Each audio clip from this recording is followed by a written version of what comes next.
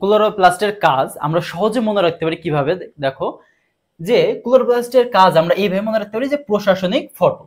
তাহলে ক্লোরোপ্লাস্টের কাজ আমরা কি দিয়ে মনে রাখবো, যে প্রশাসনিক ফটো। প্রো দ্বারা প্রোটিন এবং নিউক্লিক অ্যাসিড তৈরি, তারপর শর্করা তৈরি।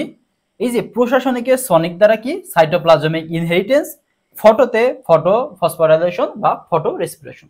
তাহলে আমরা ক্লোরোপ্লাস্টের কাজকে আমরা কিভাবে মনে রাখতে পারি, দেখো যে প্রশাসনিক ফটো দ্বারা মনে রাখতে পারি। প্রো দ্বারা প্রোটিন এবং নিউক্লিক অ্যাসিড তৈরি, শতে শর্করা তৈরি, এবং প্রশাসনিকের সনিক দ্বারা আছে সাইটোপ্লাজমিক ইনহেরিটেন্স, এবং ফটোতে ফটো ফসফোরাইলেশন এবং ফটো রেসপিরেশন। এখানে একটা এমসিকিউ দেখো যে নিচের কোনটি ক্লোরোপ্লাস্টের কাজ।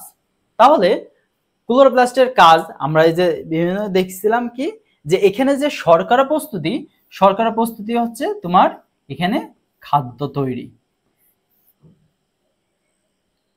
এই যে এখানে দেখো যে নিচের কোনটি ক্লোরোপ্লাস্টের কাজ, ক্লোরোপ্লাস্টের কাজ কোনটা হবে, ক্লোরোপ্লাস্টের কাজ হবে দেখো যে খাদ্য প্রস্তুত করা।